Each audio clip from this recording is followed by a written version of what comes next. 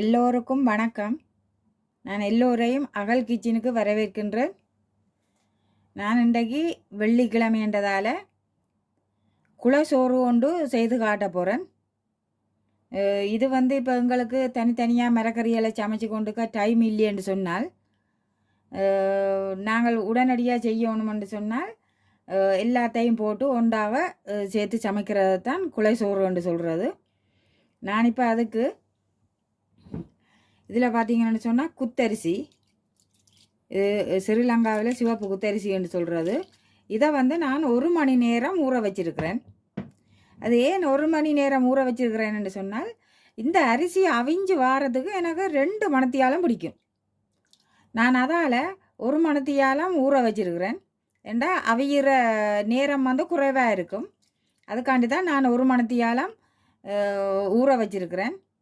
இந்த மெதட்டை நீங்களும் பாவிச்சு அப்படி செய்யலாம். இந்த அரிசி சமைக்கிற ஆக்கள் நீங்கள் சமைக்கிறதுக்கு 1 மணித்தியாலம் முதலே ஊற வச்சிங்களேன்னு சொன்னால் இப்படி கொஞ்சம் ஊறி வந்துடும், அவிகிற டைம் குறைவாயிடும். அதே நேரம் இதோட சேர்த்து அவிய விடுறதுக்கு கடலை பருப்பு எடுத்து இது ஒரு 3 மணித்தியாலம் நான் அவிய விட்டுருக்கிறேன். இது பார்த்தீங்களேன்னு சொன்னால் குத்தரிசியை விட நிறைய நேரம் எடுக்கும் இது அவிய. அதால் நான் இந்த கடலை பருப்பை ஒரு 3 மணி நேரமாக ஊற வச்சிருக்கிறேன். இப்போ இந்த 2ஐயும் சேர்த்து நான் ஒரு ரைஸ் குக்கரில் போட்டு அவிய விட போகிறேன். இந்த குலைசோறு செய்கிறதுக்கு இந்த கடலை பருப்பு மிக மிக முக்கியமான ஒன்று. இந்த குலைசோறு ரொம்ப டேஸ்டாக வாரத்துக்கு இதை போடுறது. இது எனக்கு ஒரு வயசு போன ஒரு அம்மா தான் எனக்கு ஒரு ஆள் சொல்லி தந்தவா. நான் மற்ற பருப்பு தான் நாங்கள் பாவிக்கிறேன். நான் மைசூர் பருப்புன்னு சொல்கிறது. அது நான் அதுவும் போட்டு செய்கிறது தான். ஆனால் இதை போட்டு செய்தால் அது இந்த டேஸ்ட்டே வேறு லெவலில் இருக்கும். இது என் அனுபவ ரீதியாக நான் செய்து பார்த்தா உண்மை. அதைத்தான் நான் உங்களுக்கும் சொல்கிறேன். நீங்கள் இப்படி ஒரு குலசோறு செய்யும்போது இந்த கடலை பருப்பை சேர்க்க மறக்க வேண்டாம். இப்போ நான் இந்த 2ஐயும் கழுவி ரைஸ் குக்கரில் போட்டு அவிய விட போகிறேன். இப்போ பார்த்தா நான் இது ஒரு ரைஸ் குக்கருக்கு கழுவி தண்ணி வடித்து போட்டிருக்கிறேன். இப்போ நான் இதுக்கு தேவையான அளவு உப்பு சேர்க்க போகிறேன். பிறகு மரக்கறியும் போடணும், அதுக்கும் அளவாக உப்பு போடணும். இப்போ இந்த அரிசிக்கு மட்டும் அளவான உப்பை நான் போடுறேன்.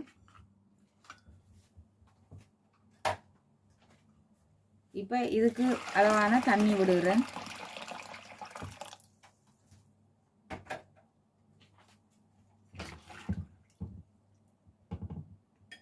இப்போ நான் இதை மூடி ஒரு ரைஸ் குக்கரில் நான் வேக விட போகிறேன். இப்போ நான் இதை ரைஸ் குக்கரை இதில் வச்சு அவிய விடுகிறேன்.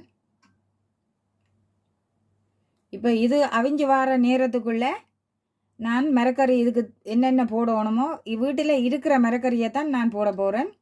ஆனால் இதுக்கு முக்கியமாக மரவள்ளிக்கிழங்கும் பூசணிக்காயும் போட போகிறேன். அது போட்டால் அந்த 2ம் இந்த குலசோறில் சேர்த்திங்கன்னு சொன்னால் சாப்பாடு நல்ல டேஸ்ட்டாக வரும்.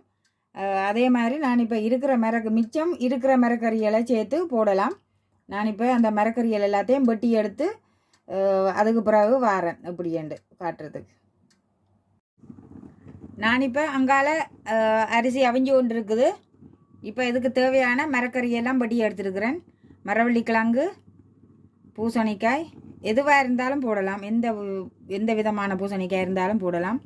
இது பார்த்திங்கன்னா கோலிஃப்ளவர், இது பெல் பெப்பர், குடமிளகாய், அதில் உள்ள பச்சை கலரில் உள்ளதும். மற்றது இங்கால வெங்காயம் எடுத்து வச்சுக்கிறேன். ஒரு சின்ன வெங்காயம் பச்சையாகவும் போடணும். அதே நேரம் ஒரு பச்சை மிளகாயையும் முழுசாக போடணும். அதோட கொஞ்சம் லீட்ஸ் இருக்குது. மற்றது இது தக்காளி பழம் எடுத்து வச்சுருக்கிறேன். இவ்வளோ தான் இதுக்கு சேர்க்க போகிற மரக்கறி. அதோட இது மைசூர் பருப்பு, இதுவும் கொஞ்சம் கழுவி வச்சுருக்கிறேன். இவை எல்லாத்தையும் இப்போ நான் இங்கால பார்த்தீங்கன்னு சொன்னால் ரைஸ் குக்கரில் அரிசி அவிஞ்சு கொண்டு இருக்குது. நான் இப்போ இதுக்குள்ளே நான் வெட்டி வச்சுருக்கிற மரக்கறி எல்லாத்தையும் சேர்க்க போகிறேன்.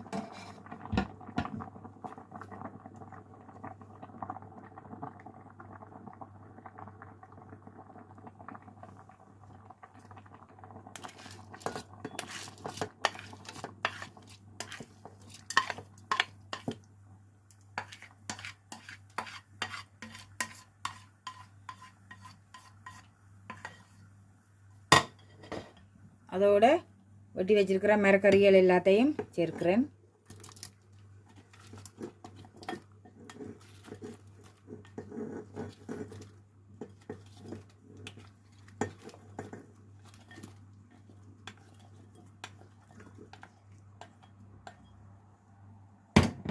இப்போ நான் முதல் அரிசிக்கு அளவாகத்தான் உப்பு போட்டேன். நான் இப்போ நான் போட்ட மரக்கறிக்கு அளவாக இப்போ உப்பு போட போகிறேன்.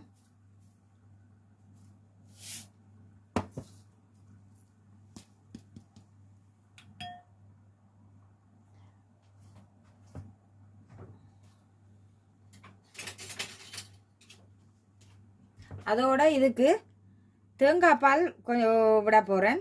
என்னோட ஃப்ரெஷ்ஷான தேங்காய் பால் இல்லை, நான் அதால் டின்னில் உள்ள தேங்காய் பால் தான் போட போகிறேன். அதால் இது ஒரு கரண்டி, இன்னும் ஒரு கரண்டி தேங்காய் பால் போட போகிறேன்.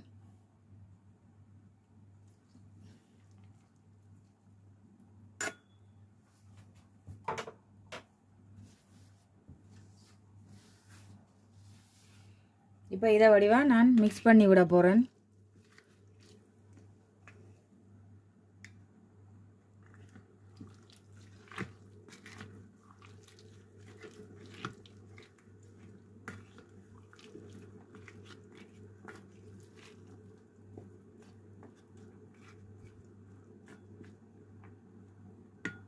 இதை மிக்ஸ் பண்ணி போட்டு நான் திரும்பவும் மூடி இது மரக்கறியெல்லாம் அவிஞ்சு வர வரைக்கும் மூடி வைக்கிறேன்.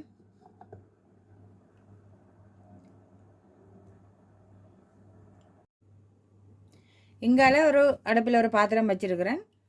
நான் அந்த மரக்கறியலோட கத்தரிக்காய் போடையில் ஏன்னு சொன்னால் கத்தரிக்காய் போட்டால் பச்சை மணம் வருது. அதால் அது சேர்த்து சாப்பிடக்க அது ஒரு டேஸ்ட் இல்லாத மாதிரி இருக்குது. நான் அதுக்காக என்ன செய்கிறேன், இப்படி துண்டாக வெட்டிட்டு கொஞ்சம் எண்ணெயில் கொஞ்சம் பொரித்து போட்டு தான் அதோட கலந்து விடுறேன். நான் அப்படி சேர்ந்து போடுறதால நல்ல டேஸ்ட்டாக இருக்குது. நான் இப்போ அதை அப்படி பொரித்து எடுக்க போகிறேன்.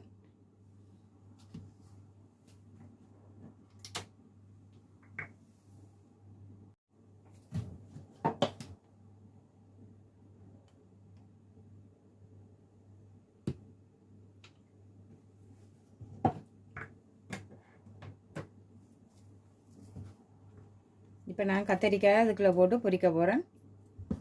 இது கொஞ்சம் கொதி வரணும்.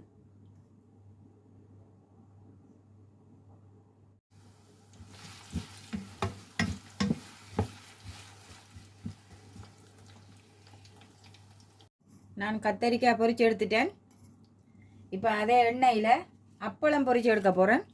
இந்த அப்பளம் வந்து பொரிக்கிறதுல ஒரு இது இருக்குது. என்னென்னு சொன்னால் சில அப்பளம் வந்து இப்படி போட்டால் சுருண்டு போயிடும். இது சுருளாமல் இருக்கிறதுக்கு நான் ஒரு இதொண்டு செய்கிறேன். நான் இப்போ நான் அதை எப்படின்னு சொல்லி காட்டுறேன் பாருங்க. இப்படி ஒவ்வொரு அப்பளமாக எண்ணெயில் போட்டுட்டு இப்படி ஒரு அகப்பையால் இப்படி பிடிச்சிங்கன்னு சொன்னால் அது அப்படியே விரிஞ்சே இருக்கும். இப்போ இந்த மற்ற பக்கம் திருப்பி போட்டால் அப்படியே சுருளாமல் அப்படியே தனித்தனி அப்பளமாக வரும்.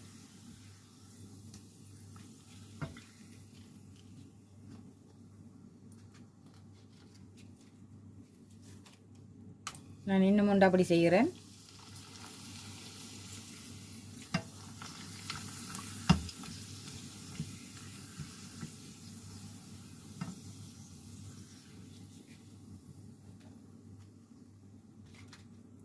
இந்த ரிஸ்கை பார்த்து நீங்களும் பயன்பெறலாம்.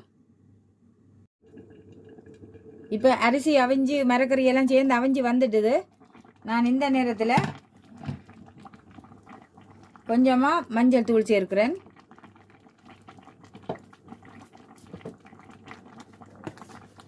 உரைப்பு உங்களுக்கு எவ்வளவு தேவையோ அந்த அளவுக்கு நீங்கள் உரைப்பு சேர்க்கலாம். நான் மிளகாய் கறித்தூள் சேர்க்கிறேன்.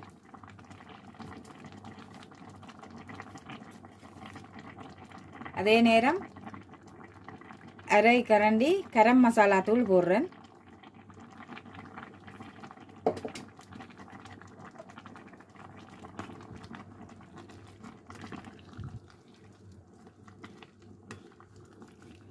இன்னும் ஒரு 10 நிமிஷத்தில் இது ரெடி ஆகிடும்.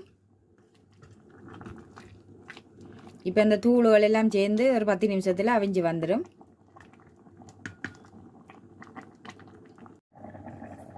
இப்போ இங்கால தாளிக்க போகிறேன். கடுகு போட்டு இப்போ எண்ணெய் கொதிச்சு கொண்டு இருக்குது. இதில் கொஞ்சம் கடுகு போடுறேன். அதே நேரம் ஒரு செத்தல் போடுறேன் அதுக்கு தாளிக்கிறதுக்கு.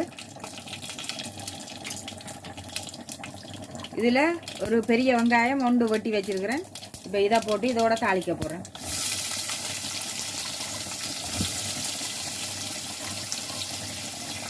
நான் ஏற்கனவே மரக்கறியோட ஒரு வெங்காயம் வெட்டி அவிய போட்டிருக்கிறேன்.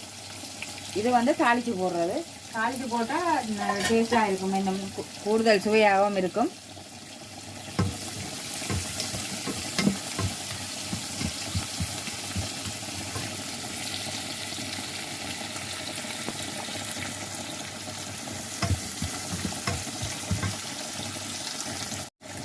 இப்போ நான் கருவேப்பிலை பிச்சு வச்சுக்கிறேன்.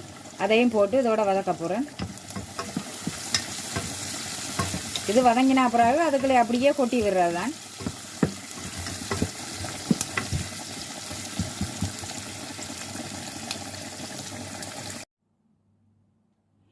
குலசோறு ரெடி ஆயிட்டது. நான் இப்போ இது இறக்கி வச்சிருக்கிறேன். இப்போ இங்கால கடுகு வெங்காயம் தாளித்து வச்சேன் நான். அதோட இந்த கொத்தமல்லி இதுகளையும் இதோட சேர்த்து போட போகிறேன்.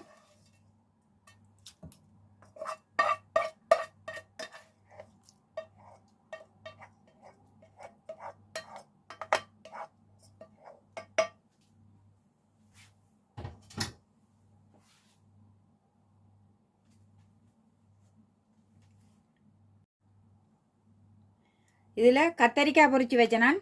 அதையும் இதோட சேர்க்கிறேன்.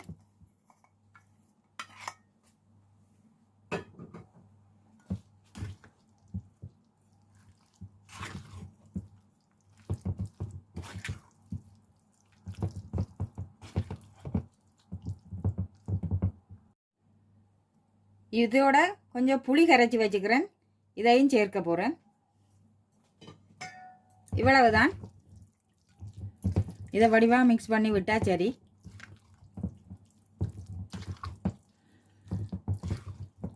மரவள்ளி கிழங்கு பூசணிக்காய் எல்லாம் வடிவாக கரைஞ்சி வந்திருக்குது.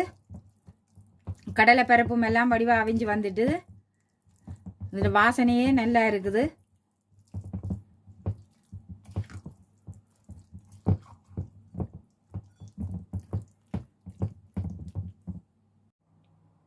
இப்போ குழைச்சோறு ரெடியாக விட்டது. நான் இதுக்கு ஒரு காம்பினேஷனாக இருக்கணுமெண்டு கொஞ்சம் பொரியல் பொரித்து வச்சுக்கிறேன். இது உருளைக்கிழங்க இப்படி சீவலை வெட்டி உப்புத்தூள் போட்டு பிரட்டி பொரித்து வச்சுக்கிறேன். இதில் வடகம் பொரித்து வச்சுருக்கிறேன். இதில் அப்பளம் மிளகாய் பொரித்து வச்சுருக்கிறேன். இதோட சேர்த்து சாப்பிடும்போது நல்ல டேஸ்ட்டாக இருக்கும். நீங்கள் இந்த குழைச்சோறுக்கு முக்கியமாக போட வேண்டியது கடலை பருப்பும் மரவள்ளி கிழங்கும் பூசணிக்காயும். அதோடு நீங்கள் வீட்டில் இருக்கிற எந்த மரக்கறியாக இருந்தாலும் சேர்த்து சமைக்கலாம். ரொம்ப டேஸ்டியான ஒரு குழை சோறு இது. ஒருக்கா சமைச்சதை பிள்ளைகள் விரும்பி சாப்பிடுவினம். நான் எதுவும் விரதமான நேரங்களில் தனித்தனியாக மரக்கறியால் சமைப்பேன். மற்றும்படி இது ஈஸியாக பிள்ளைகளுக்கு இந்த சாப்பாடு ரொம்ப விருப்பம். அதால் நடுவே சமைச்சு கொடுப்பேன். இந்த நான் செய்து காட்டின முறை உங்களுக்கு பிடிச்சிருந்தால் இந்த என்னுடைய அகல் கிச்சன் என்ற சேனலை சப்ஸ்கிரைப் பண்ணி விடுங்கோ. அதே நேரம் லைக் பண்ணி விடுங்கோ. ஏதாவது இதில் உங்களுக்கு ஏதாவது கமெண்ட்ஸுகள் தெரிவிக்கணும்னு சொன்னால் கமெண்ட்ஸில் எழுதி விடுங்கோ. நன்றி, வணக்கம். இவ்வளவு நேரம் இந்த வீடியோவை பொறுமையாக பார்த்த அனைவருக்கும் நன்றி. உங்களை நான் இன்னொரு வீடியோவிலே சந்திக்கிறேன்.